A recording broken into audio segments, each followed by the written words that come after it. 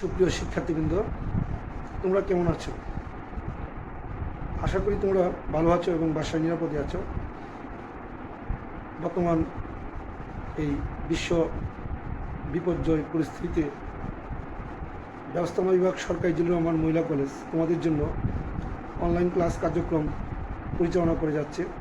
আমরা একাদশ, দ্বাদশ, অনার্স এবং মাস্টার্স সকল শ্রেণীর ক্লাস আমাদের বিভাগের সুদক্ষ শিক্ষক মণ্ডলীগণ নিয়মিতভাবে তোমাদের জন্য অনলাইনের মাধ্যমে ক্লাস করে যাচ্ছে। তো আজকে আমি একাদশ এবং দ্বাদশ শ্রেণীর ফিনান্স, ব্যাংকিং ও বিমা প্রথম পত্রের একটি ক্লাস ডিজিটাল কন্টেন্টের মাধ্যমে মাল্টিমিডিয়া সিস্টেমে উপস্থাপন করব। তো প্রিয় শিক্ষার্থী, তোমরা ক্লাসটি উপভোগ করার পূর্বে খাতা কলম সাথে নিয়ে বসবে এবং ক্লাসটি মনোযোগ সহকারে উপভোগ করবে। যতক্ষণ ক্লাসটি চলবে তোমরা ক্লাসটি সাথে থাকবে। ক্লাসটি আমি উপস্থাপন করছি। সুপ্রিয় শিক্ষার্থীবৃন্দ, অনলাইন ডিজিটাল ক্লাসে তোমাদের সবাইকে স্বাগতম। আমি প্রথমেই আমার পরিচয় পর্বটা তোমাদের সাথে শেয়ার নিচ্ছি। আমি খোকন রায়, প্রভাষক ও বিভাগীয় প্রধান, ব্যবস্থাপনা বিভাগ, সরকারি জিল্লুর রহমান মহিলা কলেজ, ভৈরব, কিশোরগঞ্জ।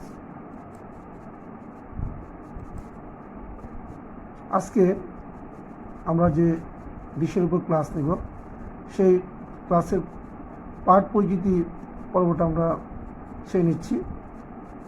শ্রেণী একাদশ ও দ্বাদশ, বিষয় ফিনান্স, ব্যাংকিং ও বিমা প্রথম পত্র, অধ্যায় তৃতীয়। প্রিয় শিক্ষার্থী, আমরা এখানে যে একটা চিত্র দেখতে পাচ্ছি, আজকে ক্লাসের সাথে এই চিত্রটি একটা প্রত্যক্ষ সম্পর্ক রয়েছে। তোমরা একটু ভেবে নাও।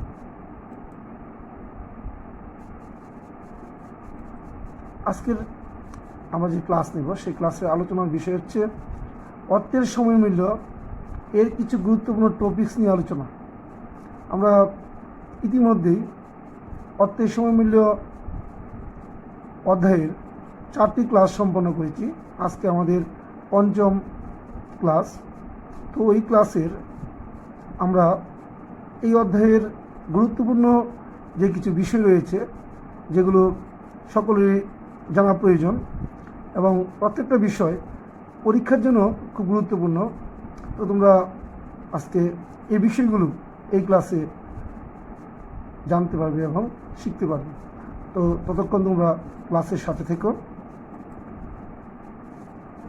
আজকের এই ক্লাস শেষে আমরা যে ফলাফল অর্জন করতে পারব, এক, সরল সুদ কী তা আমরা জানতে পারব। চক্রবৃদ্ধি সুদ কী, বর্তমান মূল্য কী, ভবিষ্যৎ মূল্য কী, 5, সুযোগ ব্যয় কী, এবং 6, ঋণ সূচি বলতে কী বুঝি। তো প্রিয় শিক্ষার্থী, আমরা আজকের ক্লাস শেষে 6টা শিকন ফল আমরা অর্জন করতে পারবো। তোমরা এই ক্লাসটা অত্যন্ত মনোযোগ সহকারে উপভোগ করো। প্রথম শিকন ফল, সরল সুদ বা সিম্পল ইন্টারেস্ট। আমরা জানি, বিগত ক্লাসে আমরা আলোচনা করেছি যে সুদ বা ইন্টারেস্ট দুই ভাগে বিভক্ত। একটি হচ্ছে সিম্পল ইন্টারেস্ট বা সরল সুদ, আরেকটি হচ্ছে কম্পাউন্ড ইন্টারেস্ট বা চক্রবৃদ্ধি সুদ। তো আমাদের আলোচনার বিষয় হচ্ছে সরল সুদ। তো সরল সুদ কাকে বলে? যে সুদ বছরে একবার গণনা করা হয় এবং বার্ষিক চক্রবৃদ্ধির সাথে সমন্বয় করা হয় না, তাকে সরল সুদ বা নামিক সুদ বলে। তাহলে কি বুঝতে পারলাম? যে সরল সুদ বছরে একবার গণনা করা হবে এবং যে বার্ষিক যে চক্রবৃদ্ধি তার সাথে সমন্বয় করা হয় না, তো সেটা কি বলা হয়? সরল সুদ বা নামিক সুদ। আমরা একটা উদাহরণের মাধ্যমে তোমাদের বোঝানোর চেষ্টা করছি। 10% সুদের হারে 100 টাকা 5 বছরের সরল সুদ কত? প্রিয় শিক্ষার্থী, তোমরা একটু মনোযোগ সহকারে লক্ষ্য করো। আমি এটা অর্থের সময় মূল্যে যে সূত্রের সাহায্যে আমি এটা করি নাই, আমরা একদম নর্মাল অঙ্কের মতোই করেছি, পাটিগণিত অঙ্কের মতোই। তো সুদের হার হচ্ছে 10%। তো 100 টাকা এক বছরের সুদ হবে 10 টাকা। সুদের হার যদি 10% হয় তো 100 টাকা এক বছরের সুদ 10 টাকা। সুতরাং 5 বছরের সুদ কত? 100 টাকা 5 বছরের সুদ 5 10 50 টাকা, অর্থাৎ প্রতি বছর একবার 10 টাকা গণনা করা হয়েছে। তাহলে আমরা সরল সুদ কী বুঝলাম? যে সুদটা বছরে একবার গণনা করা হয়, প্রতি বছরেই 100 টাকার 10% সুদ কি 10 টাকা, তাই 5 বছরে কত হবে? 50 টাকা। একদম সিম্পল একটা বিষয়, আশা করি তোমরা বুঝতে পেরেছ। এবার আমরা পরবর্তী শিক্ষণফলে চলে যাচ্ছি। আমাদের পরবর্তী শিক্ষণফল হচ্ছে চক্রবৃদ্ধি সুদ, কম্পাউন্ড ইন্টারেস্ট। চক্রবৃদ্ধি সুদ কি? আসলের উপর নির্দিষ্ট সময় পর পর সুদ ও সুদ অর্জনের একটি উপায় হলো চক্রবৃদ্ধি সুদ। তাহলে চক্রবৃদ্ধি সুদটা কি? আসলের উপর নির্দিষ্ট সময় পর পর, অর্থাৎ একটা আসল নির্দিষ্ট সময় পর পর, এটা হইতে পারে 1 বছর পর পর, 6 মাস পর পর, 3 মাস পর পর, এমন নির্দিষ্ট সময় পর পর আসলের উপর আবার সুদ হবে। হ্যাঁ, তারপর এই সুদটা আবার নির্দিষ্ট সময় পর এটা আবার আসল হয়ে যাবে, আবার সুদ বাড়বে, আবার এটা নির্দিষ্ট সময় পর আসল হয়ে যাবে, আবার এর উপর সুদ হবে। এভাবে সুদের উপর যে সুদ, অর্থাৎ সুদ যখন নির্দিষ্ট সময় শেষে আসল হয়ে যায়, সেই আসলের উপর যখন আবার পুনরায় সুদ কাউন্ট করা হয়, এরকম সুদকে বলা হয় চক্রবৃদ্ধি সুদ, যেটা আমরা সবাই কামনা করি। তো একটা উদাহরণের সাহায্যে আমরা বোঝানোর চেষ্টা করছি। 10% সুদের হারে 100 টাকা 5 বছরের চক্রবৃদ্ধি সুদ কত? আমি এটা পাটিগণিত অঙ্কের নিয়মিত তোমাদের সামনে উপস্থাপন করছি বোঝার সুবিধার জন্য। আর আমরা তো এর সূত্র আমরা বিগত ক্লাসে আমরা তোমাদের দিয়ে দিয়েছি। 10% সুদের হারে আমরা জানি যে 10% সুদের 100 টাকার 1 বছরের সুদ 10 টাকা। তো 1 বছর শেষ হয়ে গেল, যে বললাম যে নির্দিষ্ট সময় পর, তারপর 1 বছর শেষ হওয়ার পর আসল হচ্ছে 100 টাকা, সুদ হচ্ছে 10 টাকা। তাহলে মোট কত হবে? দ্বিতীয় বছর গিয়া কত দিতেছে? 100 যোগ 10, 110 টাকা। মেয়াদান্তে আমাদের সুদ আসল হলো 110 টাকা। এখন দ্বিতীয় বছর সুদ হবে কিন্তু 110 টাকার উপর 10%। এখন কিন্তু 100 টাকার উপর সুদ হবে না, 110 টাকার উপর হবে। এই যে দেখো, যে বললাম যে নির্দিষ্ট সময় পর যেন সুদটা কি সুদের উপর যেন সুদ অর্জন হয়, হ্যাঁ, সুদের উপর সুদ অর্জন হয়। তো এই যে 10 টাকা এই বছর সুদ ছিল প্রথম বছর, দ্বিতীয় বছর আসল হয়ে গেছে, তাই 110 টাকার উপর 10% 11 টাকা। এবার দেখো দ্বিতীয় বছর শেষ, এবার তৃতীয় বছর। তো দ্বিতীয় বছরে আমার সুদ আসল ছিল বা আসল ছিল 110 টাকা, তৃতীয় বছর 110-এর সাথে আবার যে 11 টাকা ইন্টারেস্ট দ্বিতীয় বছরে সেটা যোগ হয়ে আমার আসল দাঁড়ালো কত? 121 টাকা। এখন 121 টাকার উপর 10% সুদ, 12 টাকা 10 পয়সা। তো তৃতীয় বছর শেষে চতুর্থ বছর একই প্রক্রিয়ায়, আগে ছিল 121, এখন 121 12 টাকা 10 পয়সা যোগ 133 টাকা 10 পয়সার উপর 10% সুদ, অর্থাৎ 13.31 টাকা। তো চতুর্থ বছর শেষে পঞ্চম বছরে গিয়ে আমরা চতুর্থ বছরের আসল ছিল 133.10, এর সাথে সুদ যোগ হয়ে নতুন আসল হচ্ছে 146 টাকা 41 পয়সা।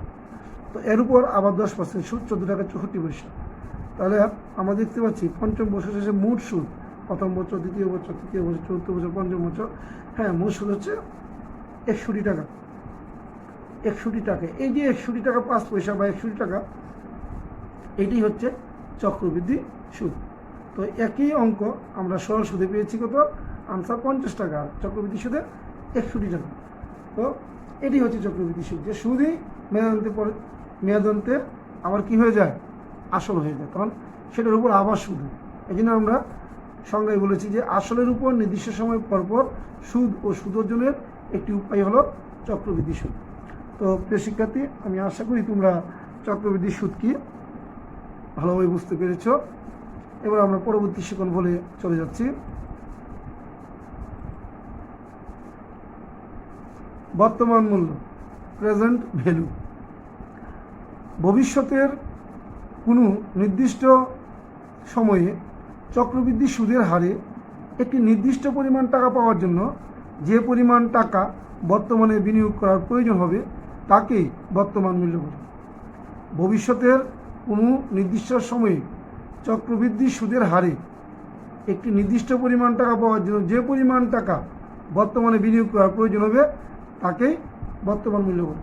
তো আমরা এখানে একটা গ্রাফিক্যাল প্রেজেন্টেশন তোমাদের সামনে উপস্থাপন করেছি। তোমরা আশা করি এই প্রেজেন্টেশনের মাধ্যমেই তোমরা বুঝতে পারবে যে বর্তমান মূল্য কী। তো বিনিয়োগ বা বর্তমান মূল্য, যেটা আজকে আমি ব্যবসা বা যে কোনো লাভজনক খাতে বিনিয়োগ করব, সেটাই বর্তমান মূল্য। তো সময় হচ্ছে 5 বছর। এই বিনিয়োগটা আমি করলাম 5 বছরের জন্য। আর চক্রবৃদ্ধি সুদের হার, আমার চক্রবৃদ্ধি সুদ আসবে 10% এই 5 বছর সময়ে। তো এখানে কি সুদ, প্রাপ্ত সুদ আসলো। এখন এই সুদ এবং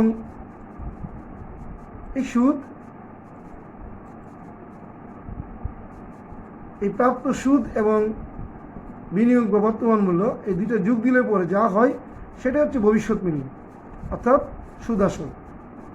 তাহলে আমরা কি বললাম যে ভবিষ্যতে কোনো নির্দিষ্ট সময়ে অর্থাৎ 5 বছর চক্রবৃদ্ধি সুদের হারে মানে 10% একটি নির্দিষ্ট পরিমাণ টাকা পাওয়ার জন্য, অর্থাৎ সুদ আসল বা ভবিষ্যৎ মূল্য এটা পাওয়ার জন্য যে পরিমাণ টাকা বর্তমানে, এই যে আমি এখানে একটা এরো চিহ্নের মাধ্যমে তোমাদের বোঝানোর চেষ্টা করছি যে পরিমাণ টাকা মানে বর্তমানে যে পরিমাণ টাকা বিনিয়োগ করা হয় সেটাই হচ্ছে বর্তমান মূল্য।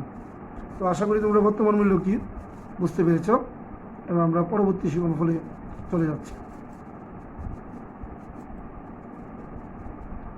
ভবিষ্যৎ মূল্য। প্রিয় শিক্ষার্থীবৃন্দ, তোমরা দেখো আমি একটা গ্রাফিক্যাল প্রেজেন্টেশনের মাধ্যমে ভবিষ্যৎ মূল্য কী সেটা বোঝানোর চেষ্টা করছি।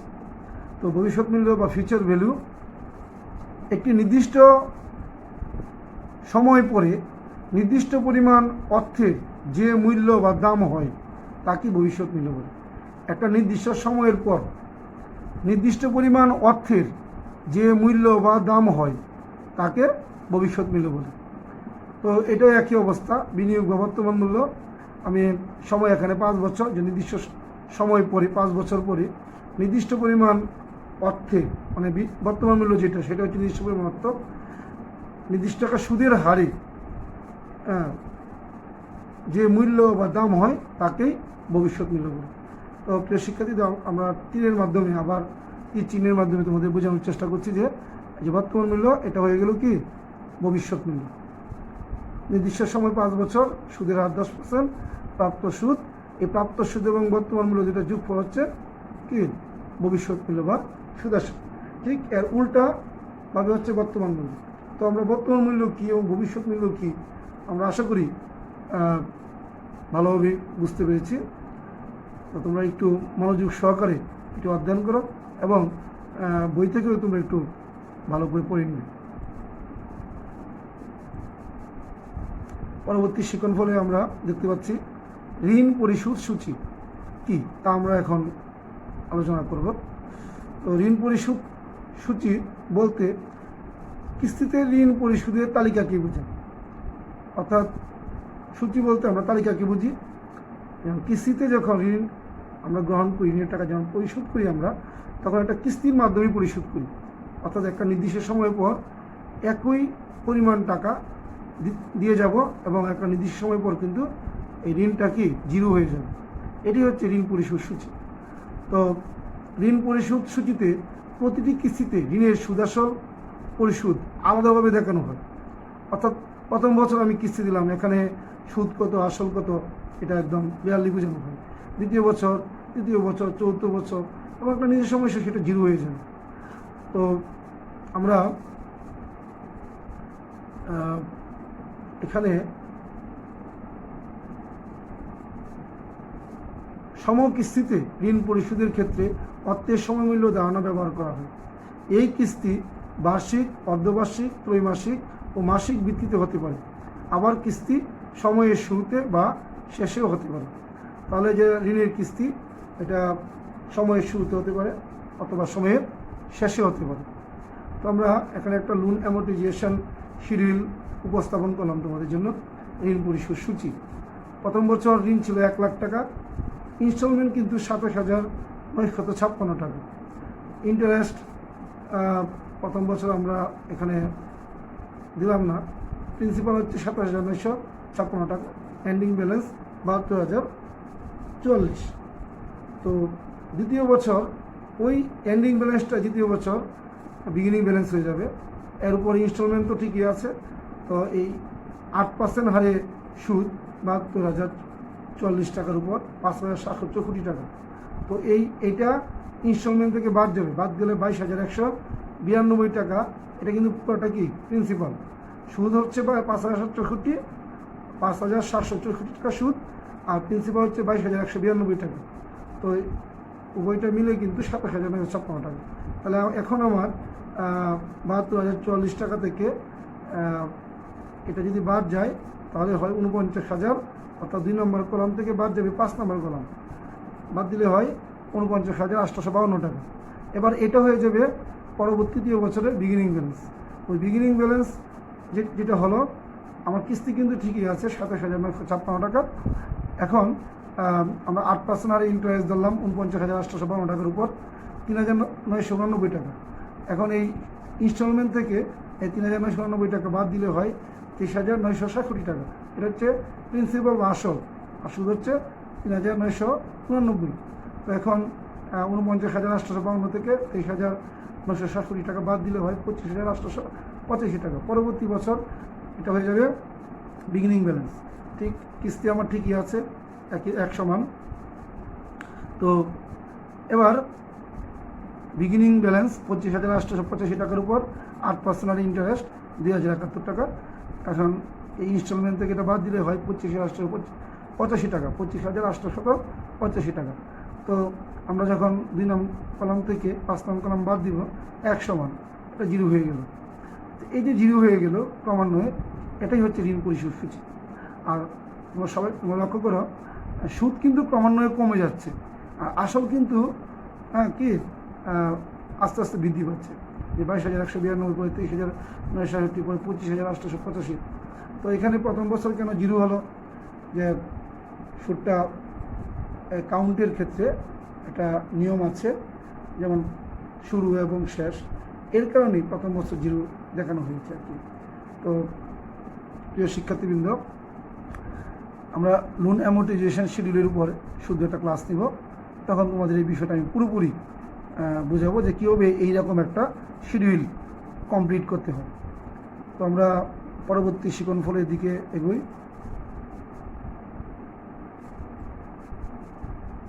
সুযোগ ব্যয় বা বিনিয়োগ মূল্য কী? বর্তমানে নগদ টাকা থাকলে বিনিয়োগের সুযোগ গ্রহণ করলে তা থেকে অতিরিক্ত মুনাফা ও অন্যান্য সুবিধা লাভ করা কি বোঝায়? সুযোগ ব্যয়টা কি? যে আমার নগদ টাকা আছে এবং বিনিয়োগের সুযোগ আমি গ্রহণ করতে পারি। বিনিয়োগের সুযোগ গ্রহণ করলে ওই সুযোগ থেকে আমার অতিরিক্ত কি মুনাফা বা সুবিধা, বিভিন্ন রকমের সুবিধা লাভ করতে পারি। এই অতিরিক্ত মুনাফা যে বা সুবিধা লাভ করারটাই হচ্ছে অপরচুনিটি কস্ট বা সুযোগ ব্যয়। তো এখানে আমি একটা গ্রাফিক্যাল প্রেজেন্টেশনের মাধ্যমে বা চিত্রের সাহায্যে তোমাদের বোঝানোর চেষ্টা করেছি। হোয়াট উই স্যাক্রিফাইস, আমরা কি স্যাক্রিফাইস করবো বা কীটা কত টাকা বিনিয়োগ করব, ভাগ divide by what we get, আমরা কি পাবো, আমরা কি পাই এবং আমরা কি স্যাক্রিফাইস করলাম, এই দুইটার যে ভাগফলটাই হচ্ছে অপরচুনিটি কস্ট। তো শিক্ষার্থীবৃন্দ, তোমরা সুযোগ ব্যয় বা বিনিয়োগ মূল্য কী আশা করি খুব সহজে বুঝতে পেরেছ। এবার আমরা তোমাদের এতক্ষণ যে আমরা ক্লাস নিলাম, তোমরা বর্তমান ডিজিটাল কমিউনিকেশনের যুগ, আশা করি তোমাদের সহপাঠীদের সাথে তোমাদের মোবাইলের মাধ্যমে বা সামাজিক যোগাযোগের মাধ্যমে তোমাদের একটা ভালো সম্পর্ক রয়েছে। সেই সম্পর্কটাকে তোমরা পজিটিভলি যদি কাজে লাগাও, অর্থাৎ যে বর্তমান সরকারের যে প্রচেষ্টায় করোনাকালীন সময়ে মোবাইলের মাধ্যমে বা অনলাইনের মাধ্যমে শিক্ষা ব্যবস্থাকে এগিয়ে নেওয়ার একটা প্রয়াস। তো আমার এই ক্লাসে তোমাদের জন্য একটু ক্ষুদ্র আয়োজন আমি রাখলাম। এতক্ষণ আমরা সরল সুদ কি, চক্রবৃদ্ধি সুদ কি, বিভিন্ন আঙ্গিকে আমরা আলোচনা করেছি। তোমরা কয়েকজন করে 4-5 জন বা 10 জন এমন সহপাঠী একত্রিত হয়ে সবাই যার যার মতে আলোচনা করে সরল সুদ কি, চক্রবৃদ্ধি সুদ কি, দুটো পার্থক্য তোমরা তৈরি করে ফেলবে। এবার আমরা মূল্যায়ন প্রতিদিনের মতোই তোমাদের মূল্যায়নের জন্য আমি 3টা প্রশ্ন লিখেছি। 1, চক্রবৃদ্ধি সুদ কি? 2, ভবিষ্যৎ মূল্যকে কি সুদ আসল বলা যায়? একটা প্রশ্ন করলাম, ভবিষ্যৎ মূল্য কি সুদ আসল বলা যায়? তো 3, সুযোগ ব্যয় কি? তো আমরা এই প্রত্যেকটা প্রশ্ন কিন্তু আজকে ক্লাসে আমরা আলোচনা করেছি। আশা করি তোমরা প্রত্যেকটা প্রশ্নই খুব স্মুথলি আনসার করতে পারবে। আর তোমরা যদি প্রশ্নগুলো আনসার করতে পারো তাহলে তোমরা বুঝবে যে আজকের ক্লাস তোমাদের ফলপ্রসূ হয়েছে, এবং তোমরা এই আনসারগুলো আমার কমেন্ট বক্সে দিয়ে দিতে পারো। আমার ফেসবুক চ্যানেল রয় খোকন, ইউটিউব চ্যানেল রয় খোকন, এবং সরকারি জিলুর রহমান মহিলা কলেজ মানে গভ জিলুর রহমান মহিলা কলেজ ইউটিউব চ্যানেলেও তোমরা কমেন্ট বক্সে তোমরা এই প্রশ্নগুলো আনসার করতে পারো, অথবা তোমাদের কোনো জিজ্ঞাসা থাকলে তোমরা তাও করতে পারো। এবার আমরা বাড়ির কাজ দিয়ে দিচ্ছি তোমাদের আজকের ক্লাসের আলোকে। বর্তমান মূল্য ও ভবিষ্যৎ মূল্যের মধ্যে পার্থক্য নিরূপণ করে। আজকে ক্লাসে আমরা বর্তমান মূল্য কী, ভবিষ্যৎ মূল্য কী আলোচনা করেছি। তোমরা সেই আলোচনার আঙ্গিকে তোমাদের নিজস্ব মেধাকে কাজে লাগিয়ে বর্তমান মূল্য ও ভবিষ্যৎ মূল্য কী কয়েকটা পার্থক্য তোমরা খাতায় নোট করে ফেলবে, এবং সেটা তোমরা যদি নিজেরা বুঝতে পারো তো ওকে, আর না হয় তোমরা আমার কমেন্ট বক্সে তোমরা তোমাদের আনসারটা দিয়ে দিতে পারো।